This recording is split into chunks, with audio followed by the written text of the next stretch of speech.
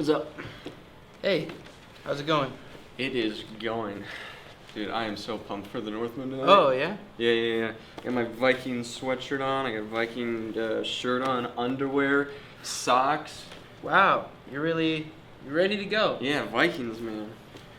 And the podcast tonight is going to be sweet. I bet. Yeah. Oh, speaking of podcasts, you know the Batman? That one shot like 4 weeks ago. Shot at like 2 a.m. I missed my work the next day because of it. They fired me. They fired you? Yeah. I might have to be evicted because of it, but it's gonna be worth it when when I see that edit. We had so much funny stuff in that. Yeah. I'm sorry, man. I gotta be honest. I lost it. Oh, so like you're not sure like what memory card you put it on, so you've been like looking for that or? No, it's deleted. It's gone. Sorry. It's like on a different computer, and you just. No.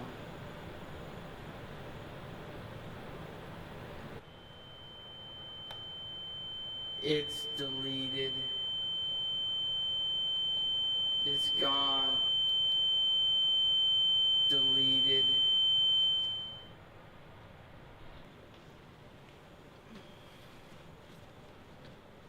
Hey, man. You guys ready to review The Northman?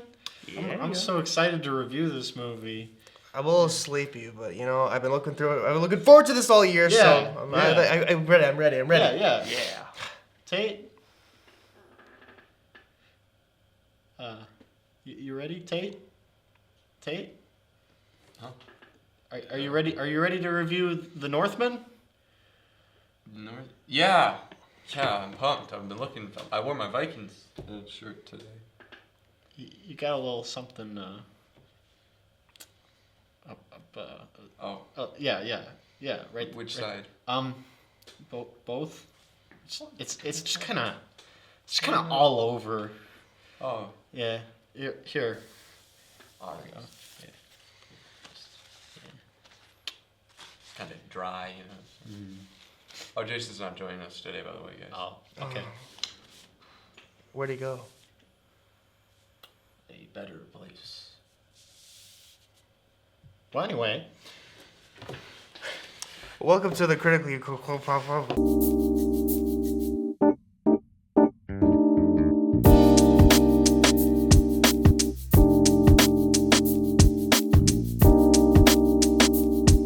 This is the Northman episode. Yeah. Based on the Northman movie, which came out last Thursday, April 19th.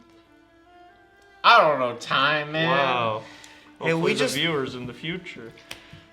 We just watched The Northman. Today's the 24th. Anyways, I am Isaiah Clockman. I'm Carson Connect. My name is Kaden Cruzmark. And I'm Tate. This is Robert Eggers' third feature film. Previously, he had done The Witch and The Lighthouse. The Vavitch. The Vavitch. The Vavitch. And both of which are some of my favorite films. What? Nothing. And so I was really, this was the movie that I was looking forward to most this year. And I gotta say, it didn't disappoint. Me, at least. So has everybody seen, I've seen The Witch and The Lighthouse. Yeah. And now I've seen The Northman. I have not seen either of those. I have only seen the Northman. Okay. What about you, Tate? Yeah, I've seen the Witch, and the Lighthouse as well. Okay. So Isaiah's the odd one out tonight. You're weird. I am. He'll just be like the new perspective kind of reviewer. Yeah. So we went into it, the three of us, knowing what to kind of expect from Robert Eggers. Like I went in kind of expecting like historically accurate sets and dialogue, and just some really surreal cinematography, I guess.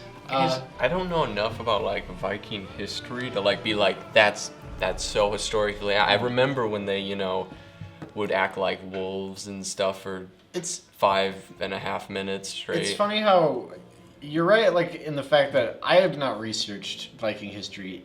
For all I know, he could have made a lot of this up, but there's clearly a lot of effort and detail put in. Like none of the backgrounds and the dialogue feels like somebody just kind of like threw it out there. A lot of it feels researched. You know, there's a meticulous feeling that this movie and his previous movies give off in the way that they present the time period. That's what I love most about Robert Eggers, I think, among other things, but he definitely has a very certain eye for detail in his work. And maybe, I've heard, I don't know any details, but I heard that it's not 100% historically accurate. But honestly, I don't give a shit. Even if, but what matters is that he constructed a unique world that an audience can jump into and relate to on a human level. The intro, the opening to this movie, just first going into it, I wasn't exactly sure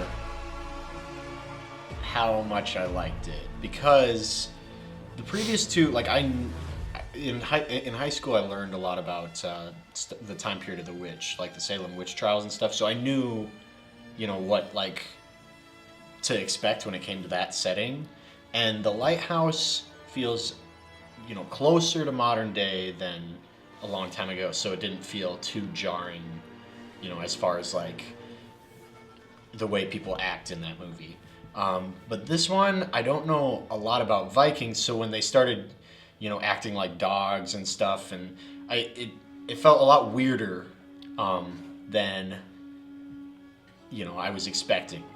And I wasn't sure how to feel about it, because, like, on one hand, maybe it's really historically accurate, and, like, oh, well, in their culture or Viking folklore, they, had, like, acted like dogs and stuff. But on the other hand, from a filmmaking, like just watching it, it was kind of like a little goofy seeing them like get down on all fours and just kind of start growling at each other and stuff in some scenes.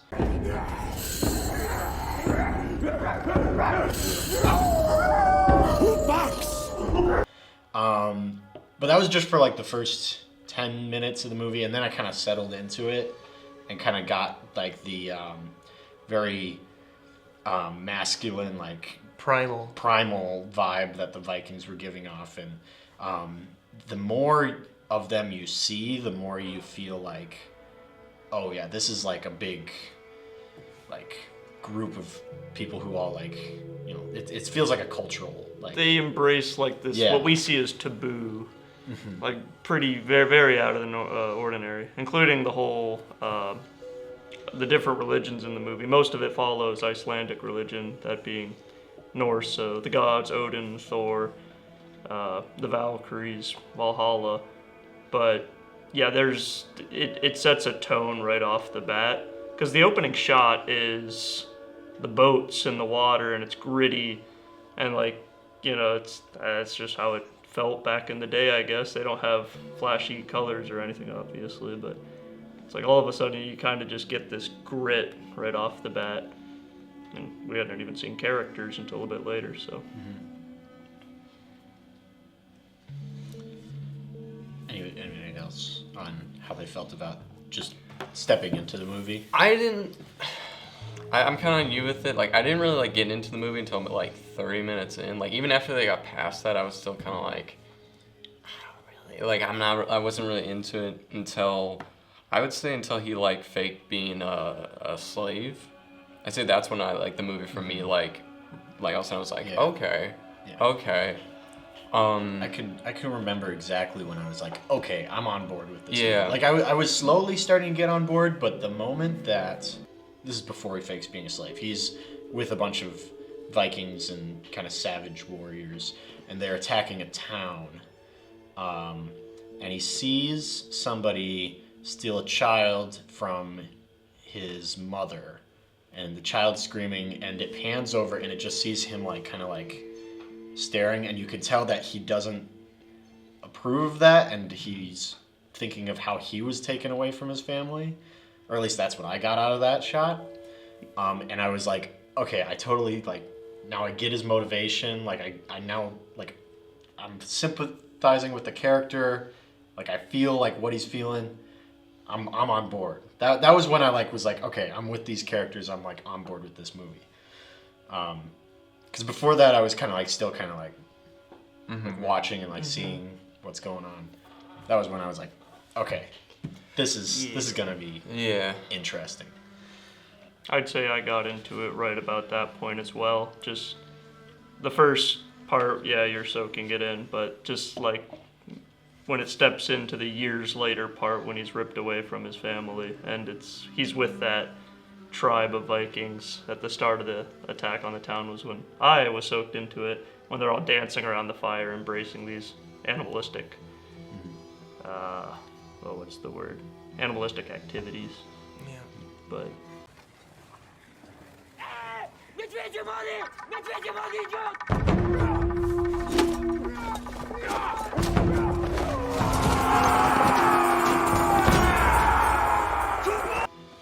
Was that opening battle scene when they're storming that town? Was that all one shot? It felt like it was. I remember there was a paying attention. couple, but So the majority of it was. he has like a one shot where he climbs the wall and then it kind of passes through the wall. So there's a cut there probably. Then he climbs over and he attacks a guy. Then it cuts. He jumps down from the wall, cuts again, and then it's one shot for like a whole 2 minutes. Yeah. Which is pretty cool.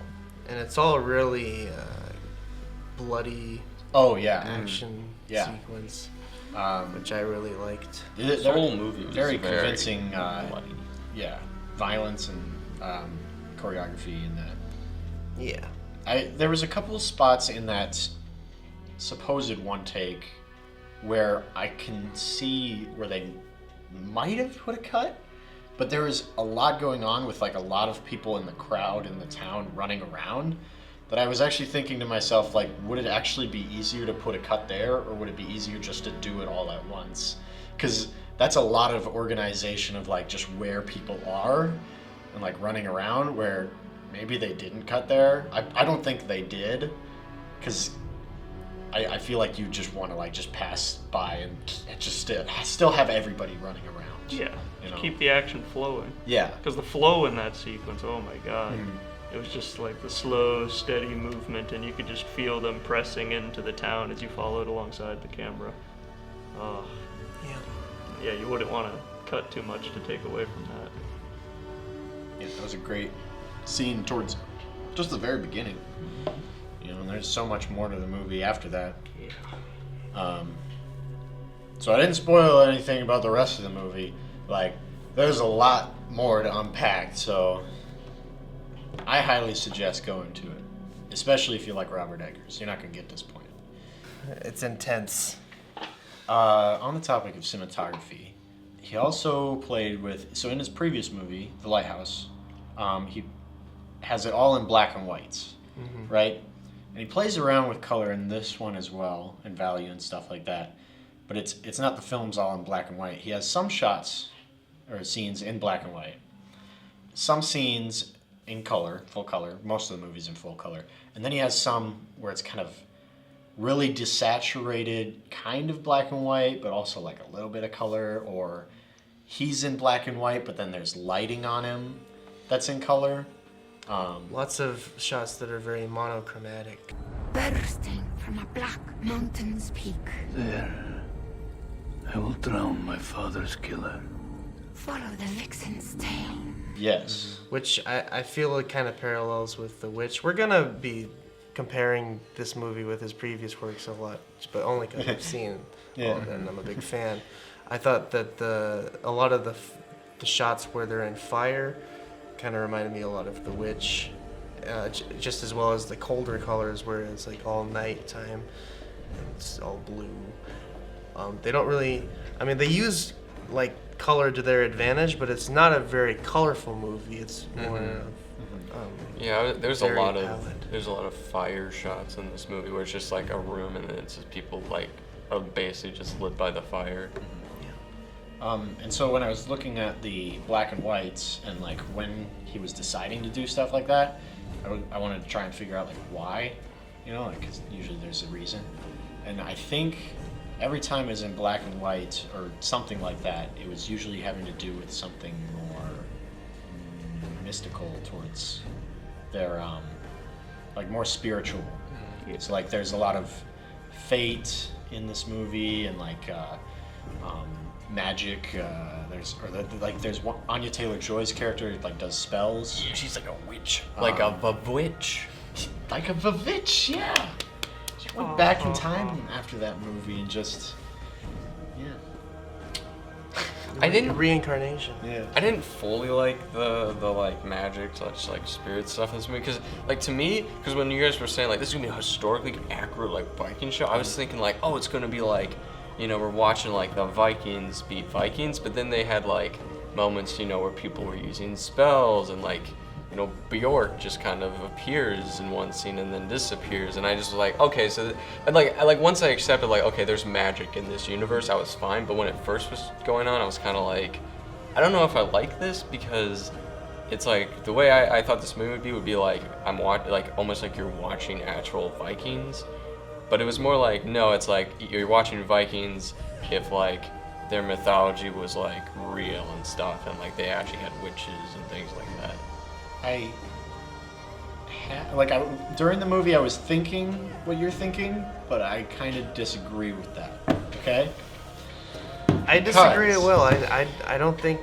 I think it left enough mystery to it that you could interpret it as one way or the other. You could watch the movie, and even though it's definitely trying to like show it in a way like, because you're seeing it through the main character's perspective, right? Mm-hmm. So watching it through his perspective, you're seeing it as a very like mystical, like all this stuff is very real to him.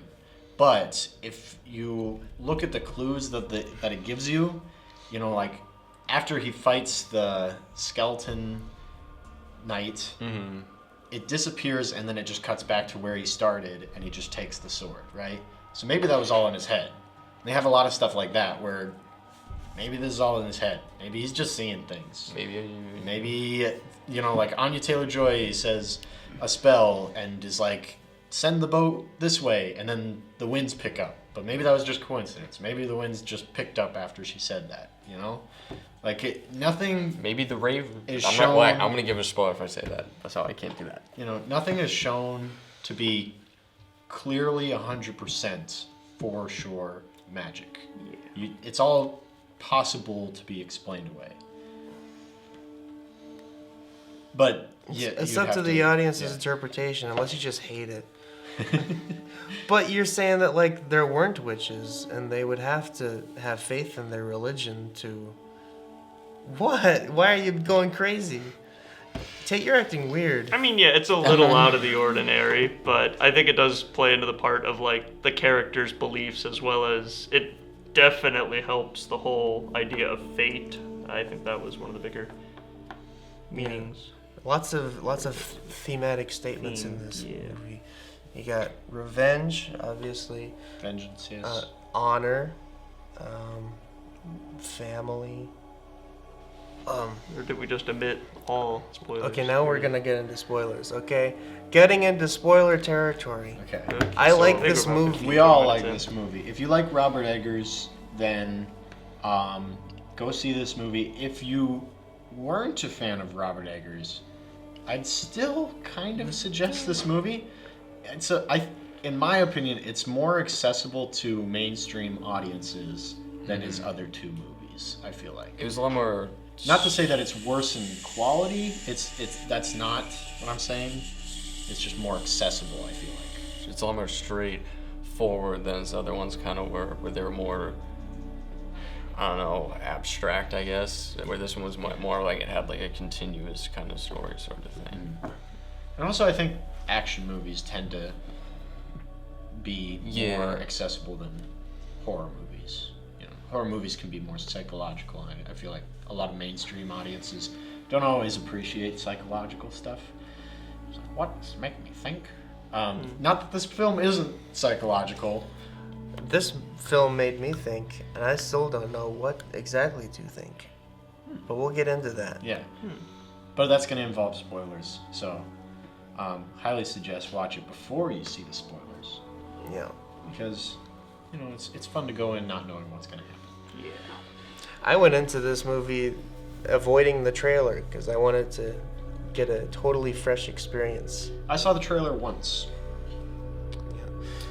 I want to say, I don't think it's a story that's 100% unique. I think it's kind of a story that's been told a million times, but in this, it's executed beautifully. The visuals are amazing. The acting is beautiful. It's an all-star cast, pretty much, and it has a lot of integrity and violence, which is cool.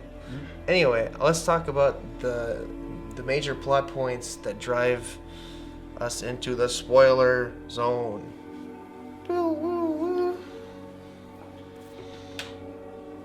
Tate, start us off with the spoilers since you're so excited to talk about the plot. I mean, that ending.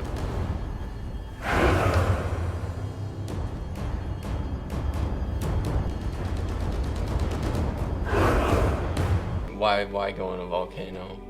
Like what?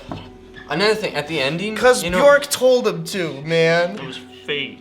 No, but that's... The opening shot was of the... Wait, no. It was it was earlier on. Yeah, it was a black and actually. white shot of the But, volcano. Like, it set it up. Like, he honestly could have just never gone in the volcano, and the other dude would have been at the volcano waiting for him and died of smoke intoxication. But that's not very honorable. See, so... That's the... Like, thing. even if... Okay, but why would you... The whole ending of the movie is about should he go and fight a fight that he's already basically won. That's another thing that I have a problem with. I feel like any other situation, he would have just gone and lived his life with Anya Taylor-Joy and whatnot. But because it's like a movie, he had to be like, oh, I gotta go kill him because otherwise he'll hunt you down. Like, he'll hunt us down. But it's like, no, the dude is like 70. Like, by the time he finds you guys, he's gonna be like 8. It took him like 10 years just to find him. It's gonna take that other guy another 10 years to find him. He's gonna be like 80, crippled. I'm just saying, it was like, if this wasn't a movie, this was real life, he would have just gone, because he already killed his like firstborn son or whatever. Okay. I guess he hadn't killed his mother yet or his other little boy. So I guess the little boy. You're saying he should have left before that scene. No, when they're on like the boat, it's Anya Taylor-Joy and him, and they're on the boat, and then he like kisses her neck, and he's like, oh, you got 2 little babies in there, and then she's like, yeah, I got 2 little babies in me, and he's like, he's like, oh, I gotta go kill that guy now, because otherwise he'll come for you guys or whatever. But like, what? He's not gonna. I mean, he mentions in that part. It's not when really he's like, about that though. It's not that it's a logical but decision. I'm gonna cut you off real quick. But then another thing he says, he goes, so he was gonna he's like, I'm gonna go, and I thought he was stupid, but he was like, I'm gonna do both or something. When he was asked to help his kin. I did think he was stupid. Yeah, I thought, he said he was gonna do both, and so in my mind I'm like, oh, he's gonna go kill him, and he's gonna help Anya Taylor-Joy, he's gonna come back for her or whatever. That's what the plan was. No, it wasn't, because he went into a volcano. But what he really... You don't have that plan by what going he into a really volcano. meant was he had continued his kin, and he also kept the promise to his father. It's like, his father made him promise to avenge his death, Tate. It's I'm pretty sure the plan was to come back. But here's the thing. It's like what the 1600s, the 1400s or whatever. It's 800 AD. It was like the 800s. Anya Taylor-Joy by herself with 2 kids, even with all the money in the world, she ain't living past 30 in that area without some husband to go hunting or something. She doesn't need to though. She's those kids. They're gonna. You see how big those kids were at the end? They're not gonna make it. I'm just saying. I thought it was a dumb. So the decision where he leaves at the end is not presented to be a smart decision, but it's presented to be the honorable decision. Okay. Well, not necessarily. That's not how I see it. Okay, not honorable, but what's the word? He could have killed that guy at like all these other points, but he's like, no, I gotta wait for fate or something. So- which I thought was kind of. He had to go to the gates of hell.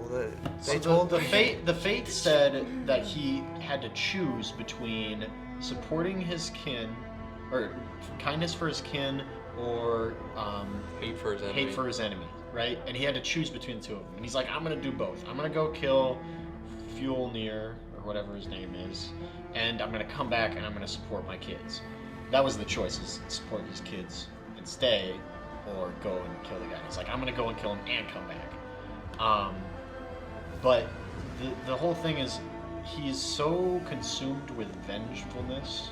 You know, like he's been dwelling on it for so long that he just can't let go of this guy. And I think that's what it's trying to say, is like just how like corruption, like, or like how vengefulness and like hatred can kind of like just dig into a person and, you know, like eat them up from inside to the point where like they'll do anything, even like leave their families and like a good life just to like get back at a person. Even after like he already killed both of it, or killed his son, you know, and like all his son's friends, and like he left, And his daughter and his wife. Yeah, he left the whole village in kind of a panic when he left. He basically won. Like he got his revenge, but Fjolnir was not dead, and that just did not sit well with him. That wasn't the promise. Was to kill Fjolnir. I think it Yeah. also like it definitely goes into beliefs and morality for I can't remember the main character's name. Hamlet or something? Hamlet. Yeah. Hamlet, Hamlet, yeah. But I think a huge part of the beliefs kind of goes back to the whole gods thing, is that he saw fate as like, you know, this very controlling thing in his life.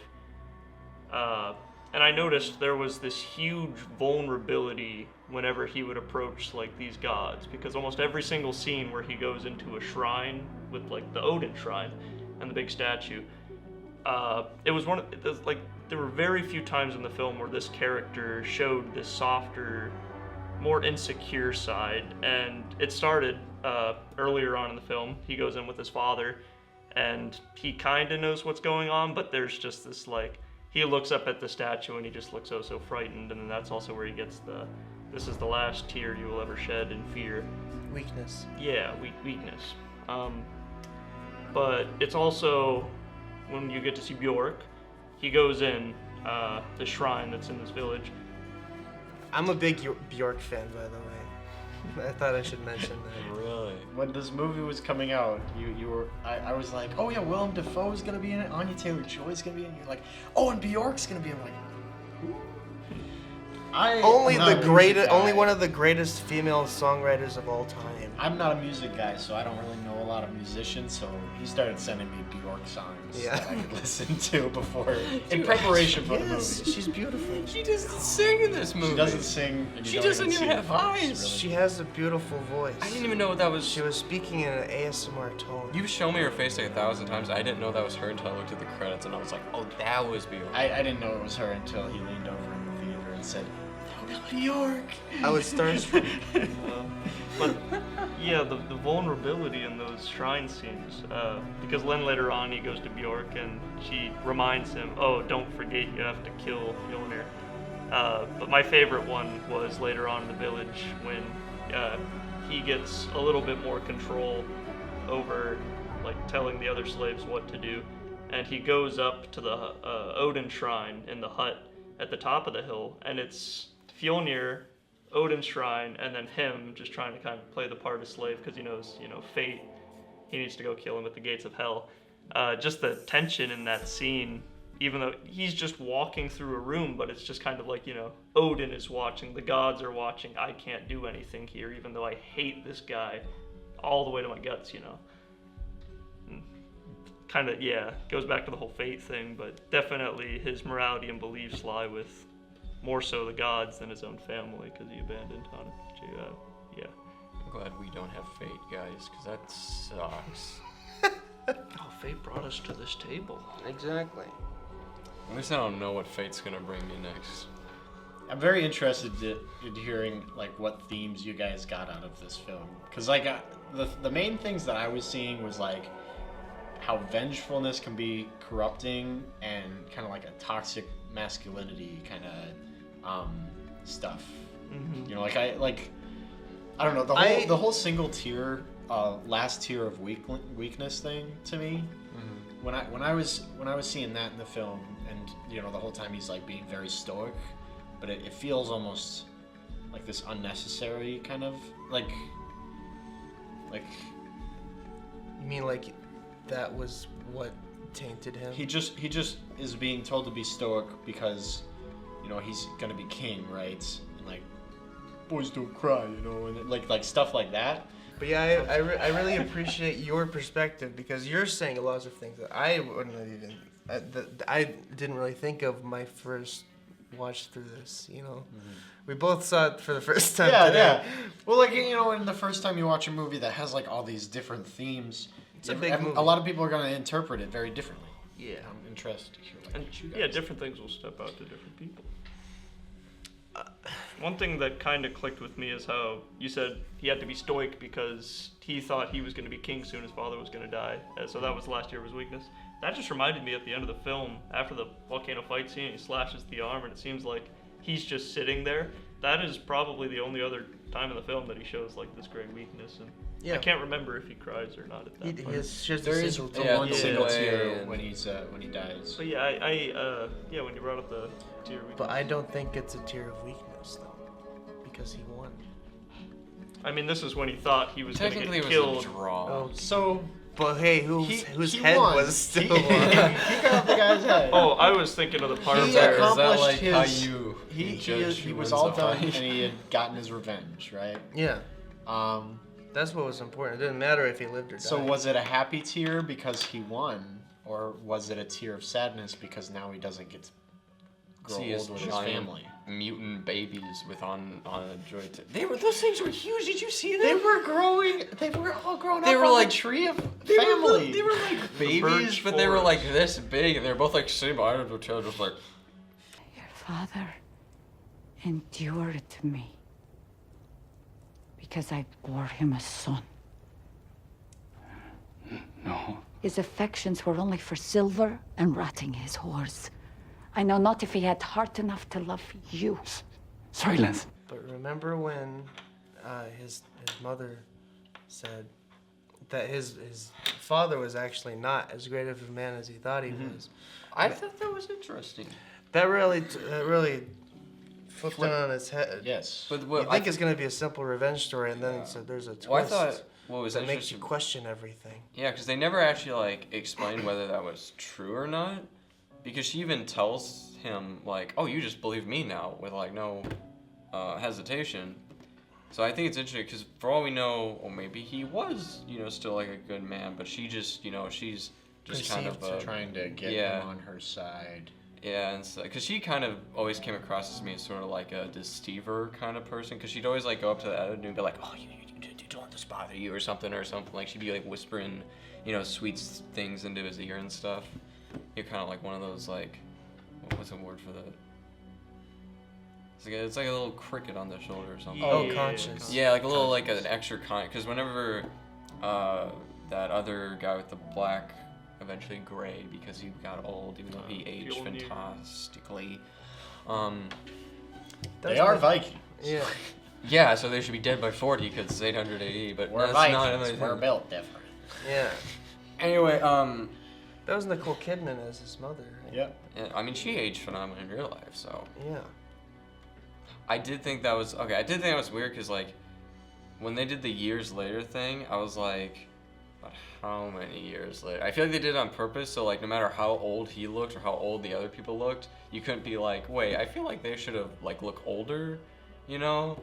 Because like even when him and Nicole Kidman were like in the scene together, I was like, okay, it's kind of weird because she almost looks the same age as him, and then when they kissed. She definitely looks like at least 10 or 15 years older than him. Probably more.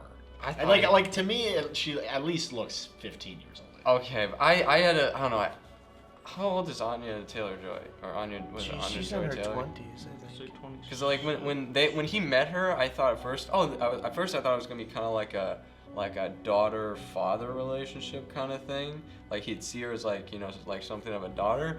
But then they started having sex, and I was like, "Wait a minute, That's an interesting That's not how father-daughter relationship." Tate, it's 800. It's the 800s.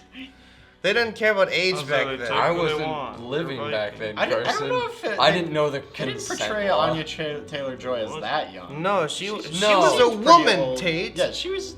I don't know. I guess it's just because like the only movies I've really seen her in is like Split and The Witch, and so both of those she's like a teenager in those movies. Those were both like 4 or 5 years ago, though. Yeah. I guess people do grow. I mean, she does show. You just still see her as a kid, but she's a woman now, Tate. I was gonna say in the when he feel- She's like about our age. disguises himself. I think as a she's s- older than us actually. She's like 5 years older than us. When he disguises What are you himself doing? as Sorry. the slave. Anya and- Taylor-Joy. I'm listening, guys. Thanks, Tate. Anyways, when he disguises himself as the slave on this boat, there's this sense of maturity around her character because the first thing that you see her doing is comforting this other younger-looking woman. So it does make her feel at least a little bit older. She definitely still looks very young compared to the hulking Hamlet. But How old do you think he was? Like, how many years do you think actually went by? uh, Because that other guy, that guy who's supposed to be like, had the gray hair and stuff, when he had his shirt off at the end, I'm like, dang, he looks better than the. he's fucking ripped. Yeah, like, I was like, he's like 50-year-old dude. no wrinkles. Like, that dude looks freaking I amazing. mean, that's just those times. But I would say it was probably a. Like 15 years. I was gonna say because he looked 14 or 15 when he You're was. telling a me kid. in 800 No, he's probably like ADs, 12, I thought. 70-year-olds look better he than hadn't hit now puberty when yet. we have like Yeah. medicine. Yes. His and father said that I could no longer steroids. treat Yes. you like a kid anymore. So Yeah. it definitely seems like he entered his teens. They had to build their own homes. They didn't have like people to build them for them. They had to They had make slaves. their They own had slaves. They had to Or hunt they for just their own took food. another village They didn't for just themselves. have fast food restaurants to make it for them. They had to walk everywhere they went. They didn't just have cars to take had them wherever they horses. went. They were a lot more physically active. And that's than why they we all were. died when But they that were is like true. 50. That's one reason I'd say Old Man was ripped because he definitely still had to like show the strong presence because he's the king of these people. Even though later we learned that another king took his other land, but he still wanted this like leadership position. So you know you got to stay strong. You got to be willing to fight. I get that. I get that. You had to work hard to survive back in those times, man. Maybe that was one of the themes. I wonder if I could find Only the like good die young. the severed head of William Dafoe somewhere on like eBay. Because I actually That was. was cool. Did he Yeah. die? Yeah. Yeah, that was his head when that guy was pulling The out. other guy was in Dafoe the is cave. dead? Yeah, that's why he was. Because he pulls out the head and sets it down. Not in real life, Kate, in the movie. Oh. Haha. It's Willem. He's got a You said- green you- decayed head. You said the severed head of William Dafoe. Willem. Okay. He was. I don't know what his name. In this movie, he was just the jester. Willem, the jester. Yeah. Willem The jester. Dafoe. William Yes. Dafoe. Don't Willem. kill him. Willem. Dafoe. No, it's Willem. Bill Dafoe. William DeFriend. He's cool. He is. Great He's actor. very. He's definitely. I was wondering how he was in this Understand. movie because he was in Spider-Man No Way Home. He was in Nightmare Alley. And also, I saw he was going to be in this movie. I'm like, how much is he going to be in this movie? Because he was in, like, all of Spider-Man No Way Home. He was in a lot of Nightmare Alley. And these are all movies, coming out within, like, a year of each other. So I'm like, how much did he do? And then he was only in, like, the first part of this movie, and his voice was in the other part of the movie. And I was like, okay, that makes more sense. Actors Almost. can be in a lot of movies in 1 year. I mean, Bruce Willis was in like 4 movies last year. He was in 20. 20 movies last year? He was in 20 movies. I I thought that mean, was in well, the last 2 years. when it's your Don't worry, profession- it's done now. I know, so we don't. Oh. All we have are the hundreds of movies he left behind to watch. Yeah. I haven't seen a single movie of his in 3 years, but I still gotta watch all 35 of them that came out in that period. Do you guys think it was weird when Omelette We said all- like We're all saying his name differently. Some of us are saying it like. It's his Hamlet. name Omelette? It's like You just said omelet. Well, the credits I said was- like Hamlet, I was but saying no H and it's Hamlet. an E instead of an A. I was So it's saying Hamlet. Hamlet. Yeah. Omelette? Hamlet. See, they have like these accents that make things difficult. I'm a No, he says Viking. Viking. Hamlet. I'm just gonna call him Omelette. Omelet. Like an egg. Omelet, the bear. He's wolf about to Viking. crack some They skulls couldn't make like an omelet eggs. without We cracking. did.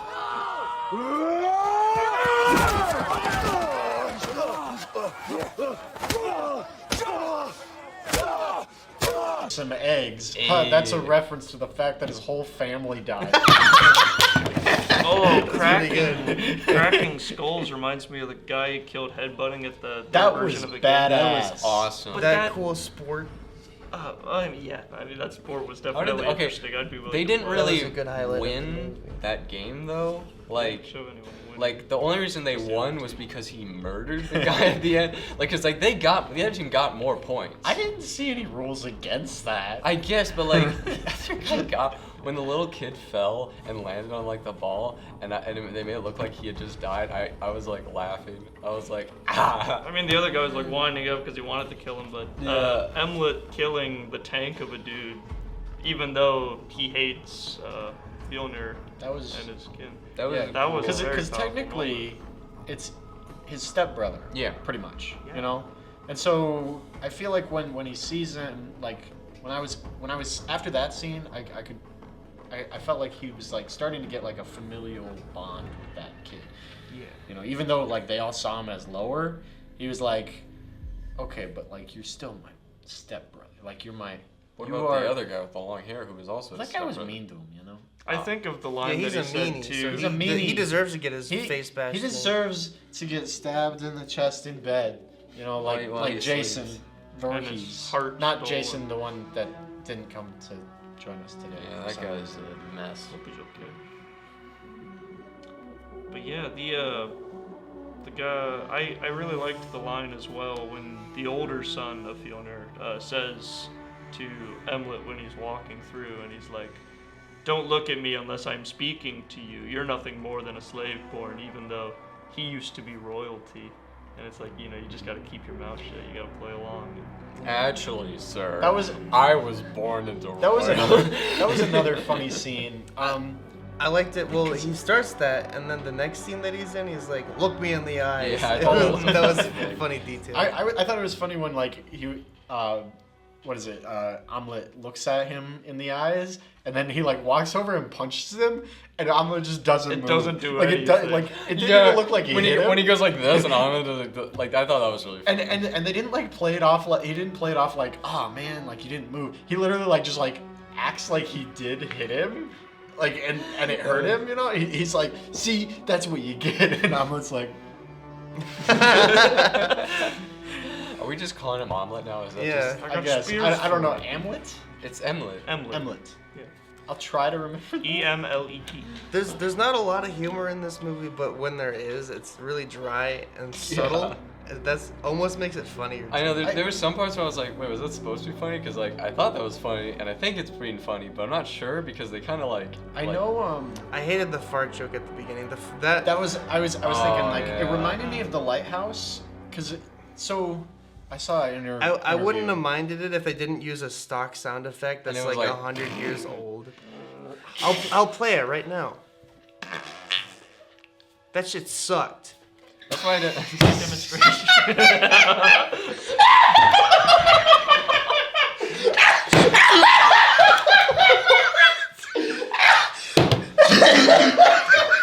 Sorry, it's just too good. Jared Leto. What? He has the dry laugh. But, You like knocked over the fucking line. Move the light in the background. It's still shaking.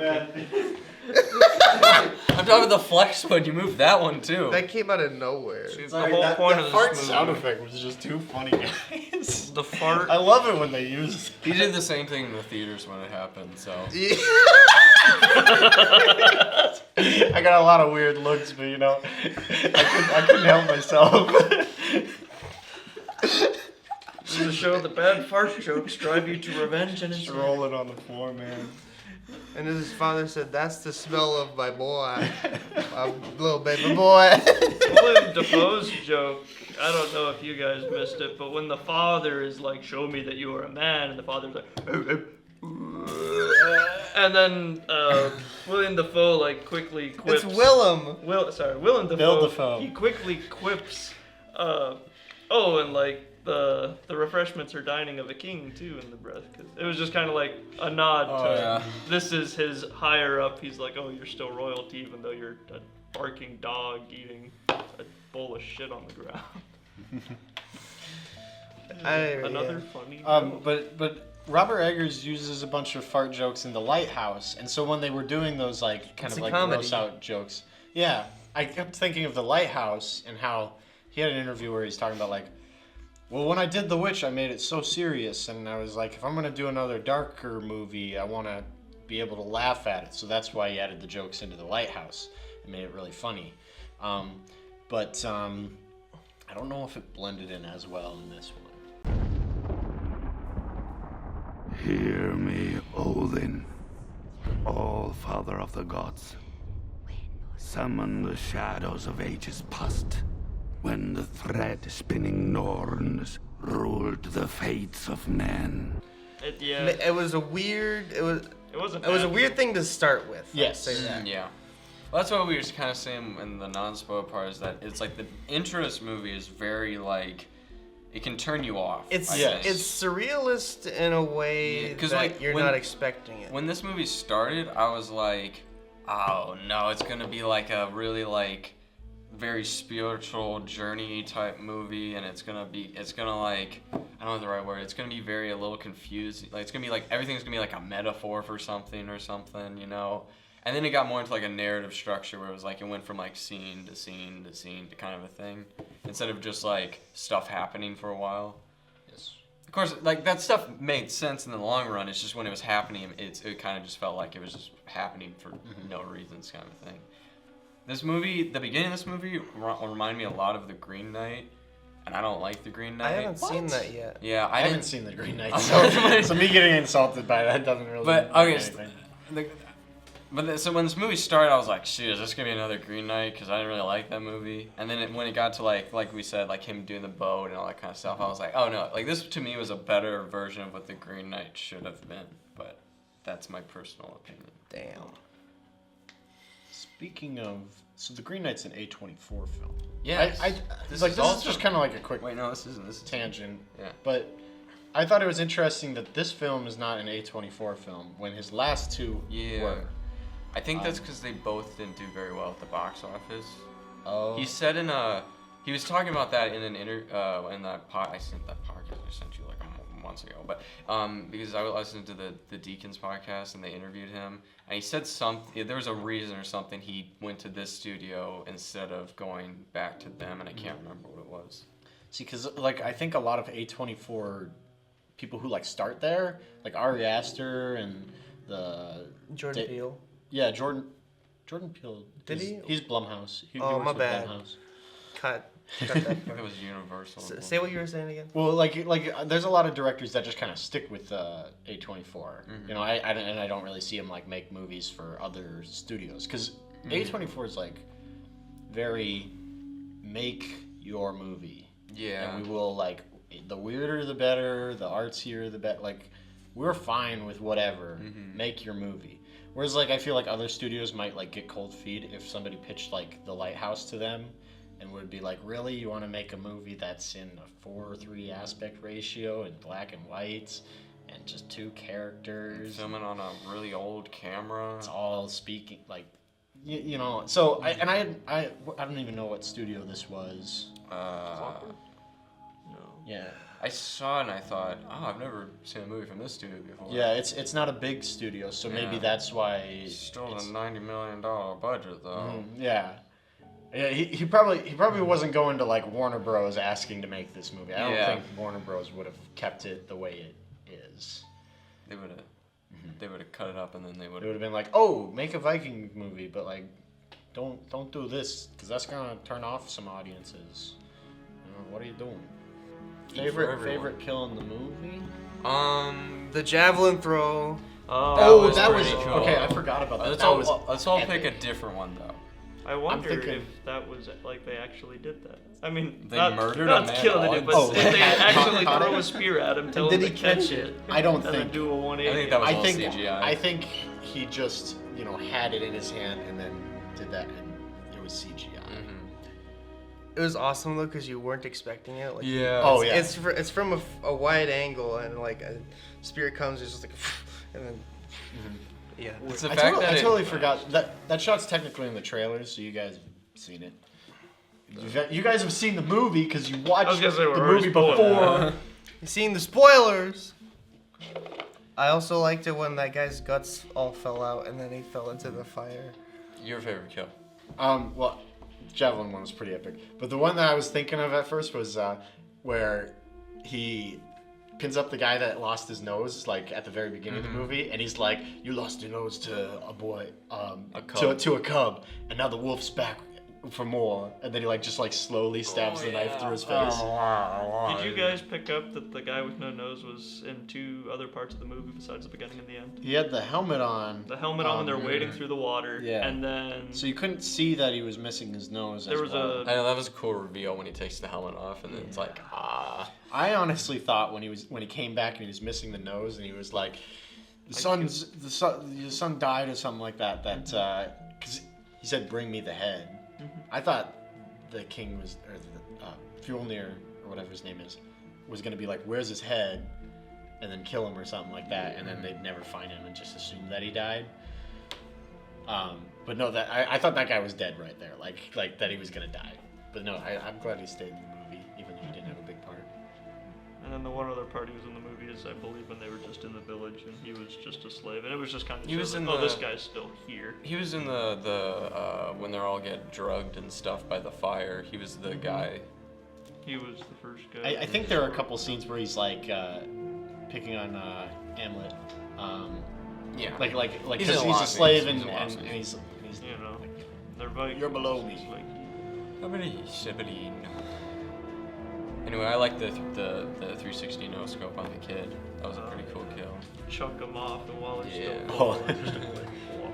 They did not always portray. I thought it was interesting because currently like Vikings in media, I always think like are portrayed as like these really like epic, badass guys. And I felt like in the movie, specifically that first fight scene, they were, these big, epic, badass guys, right? But they also didn't portray them always in the best light. Like, right after they're done, like, killing the whole village that they, like, just raided, all of a sudden you start seeing, like, taking women off into other rooms and stealing children from families, and, like, you kind of see, like, burning, like, a bunch of people. Yeah. It's like, they're not necessarily saying that Vikings are good guys. Quite the opposite. Quite the opposite. I mean, they're Vikings. Yeah, but like I find it entertaining that like in the media today, sometimes they tend to be like only seeing the good side of Vikings. Because when I went into this movie, I've known for a while that Vikings are pillagers. They are like very, very, very selfish. They captured women, they took them back, they fucked them. Yeah, but like I'd They say very like much in only movies, care like for they it. tend to avoid that because they're like, well, people think Vikings are cool, they go to football games. I mean, they're cool because they're, the Yeah, big hulking that's badasses why we go to who the football games. They- We think they they're duked it cool. out with the Romans. It's like, oh, you and your shiny armor, we eat raw flesh. We have diseases. Pretty much. The Britons. So Omelette says that he doesn't kill women, But then he immediately kills his mother 2 scenes later. Well, she attacked him. but that whole house full of women and children got burned. to He the didn't He didn't kill do that. them, though. He watched was it watching happen. There it was the happen. shot of Carson, him Carson, just like Carson, if you're sitting in a room... Guilty and by association, Carson, I say. Carson, if you're sitting in a room and your friend next to you shoots a guy, you didn't kill that guy, your friend did. Yes, you were in the room next Wait, to wait, him. wait, Oh, but isn't he God. the king? Isn't he the chief of that organization, Not or that. is he just no, a guy? He was just a guy for those people. He wasn't their leader. That's why that guy came up to him and was like, "We found you when you were but a cub, and now Look how far you've come." Yeah, look how far you've come." And then he walks away. So he was more just like another Oh. member. So there's an old Viking who doesn't die at 40 because y'all think. I mean, yeah, he's sure. He was just a really old-looking 30-year-old. I would have White liked it hair, better blonde eyes. if he didn't let that happen somehow. At the same time, there's like. But 40 you other know, that was hulking a very men powerful standing around. image. So- I gotta say. the first time that Anya Taylor-Joy's on screen. Was that Was she the one that She got was the kid yeah. taken away from her? Yeah, well, she runs up to this guy and like acts like she's giving him a pie. Oh, and yeah, then, and then okay. she tries to slice Tries him, to and then he like hits her. Or See, something. I couldn't tell if it. I was like, I'm pretty sure that's Anya Taylor-Joy, but then all of a sudden, like, you don't see her She's, character like, again the for like a only- little bit longer, and they like- never like showed a close up of her. She's like That the- was interesting. She's like the only blonde girl in this movie other than Nicole Kidman. That's how you base it. Well, but I was just thinking like it was odd that like they kind of introduce her character in that scene, but they don't. But, yeah, they never really establish yeah. her. Mm-hmm. She's just there. She's just kind of a background character in a way. Well, it's a good way to show like she has fights. So they're probably Yes. like, oh, we can sell her as a slave, so we shouldn't burn her because we can sell her as a slave or something. I wonder if it was intentional, like, don't make a big deal about her, like she's just Probably. one of the villagers, and then later she turns out to be a badass. That's subjective. The very end of the movie. Let's just get down to the very end. Right? Wait. Holla holla. So he awaits. dies. Okay, we talked about like the Dead. fight, and he died, and like what, you know. But then, the very very end. What happened? Well, in his vision when he dies, he sees the two Valkyrie. babies, and then it's him riding to Valhalla, and then it shows the tree, and then it goes up to his two kids, and then it shows the boy, but then it shows the girl. And the girl is the ruler. She's the queen. She Right. has the sword. She has the crown. And that was neat. So 'Cause usually, boys the next when one up. when he died in the scene before, I thought they were trying to go with like this kind of more somber ending where he wanted to get back to his family and he dies, and I thought it was going to cut back to Anya Taylor-Joy. Well, then you and just she's hear like, raising the, kids the alone. giant man babies. And one of them's a girl though. Giant hulking. What are you saying? So I thought it was going to cut back to Anya Taylor-Joy and she was going to be raising the kids alone, and it was going to be a more somber ending. But it felt very It was very triumphant. triumphant at the very end. Like, Well, I took that as he's like seeing his family alive. Like, oh, they made it, they're fine, they're gonna be okay without me kind of a thing. Like, that's what I took that as. It made me second guess if it really was against vengeance in the movie. That's what I'm saying. Like for a while I was like, because when he leaves Anya Taylor-Joy, she's like, don't go, and like she's getting held back, and she does you all kind that, of see her as the voice of reason for most of the movie. So when she's like, don't do that, you kind of have to like assume that's probably the bad decision, and then I guess it was the right decision. Was it? It wasn't. No. You're saying like there is a right or wrong. It just is the way that it is, and that's from it's from the protagonist's perspective that what he did was the right decision. Wasn't it? Well, So I if might you agree. believe in I might revenge or agree. not. Yeah.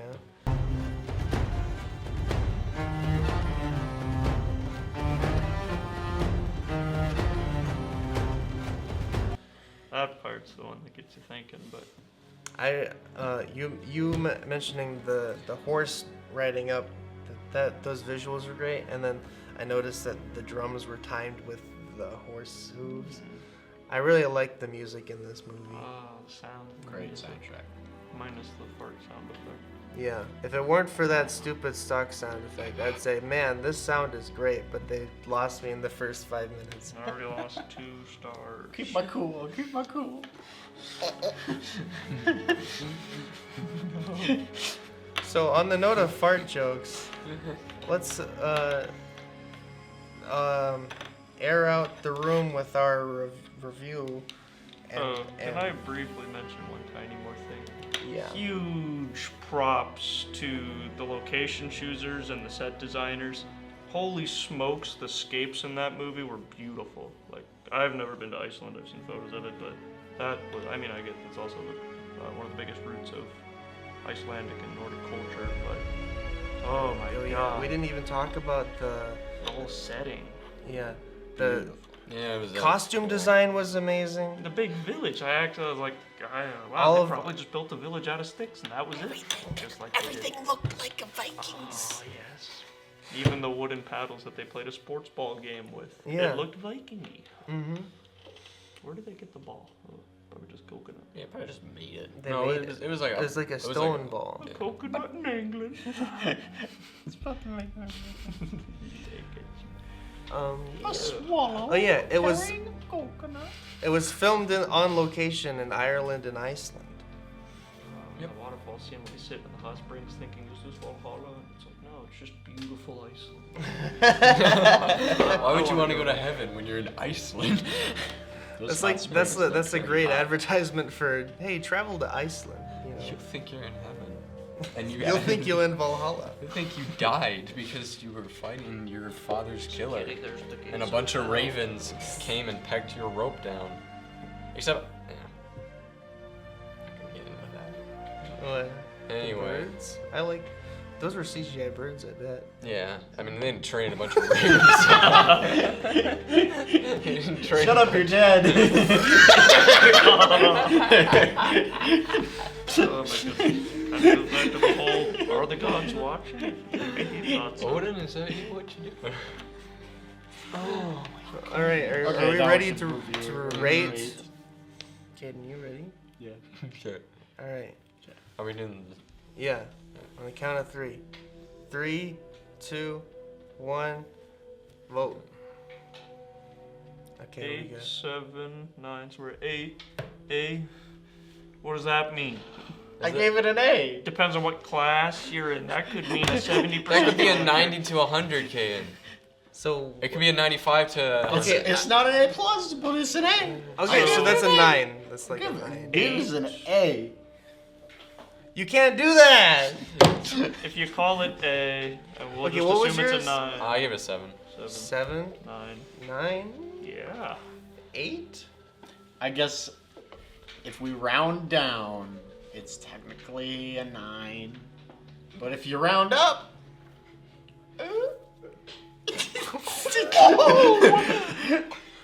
You're technically if you round up. Round up. If you round up a 5, it's technically. So what you're a 10. saying is 9. I'm gonna say 9. So that puts it at Siri. 8.5. 8.5. Flip a coin. Oh my god. Flip a coin. Do it. Flip the coin. Siri, flip a coin. Go ahead. Flip it. Flip the coin.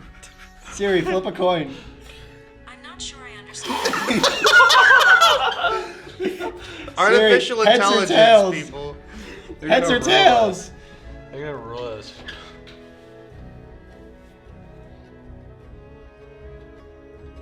It's tails. Okay, I'll round down to 9. So it's an 8.5. It's a 9. In a different universe, it would be a 10, but it's a 9. Something like that. It's probably closer to like. Okay. Well, we'll call Credits that a are day. over 'cause there's It's a only bummer 4 that credits. I still want to know Jason's opinion. So, I'll give him a call and I'll ask him. okay, yeah, we'll find out. Oh, guys, he says 8 out of 10. Amazing. What does that put our total at now? 8.2. I think. Da da da da da da da da da da da. He says Da, da, 9. da, da, da. He says 9. Viking.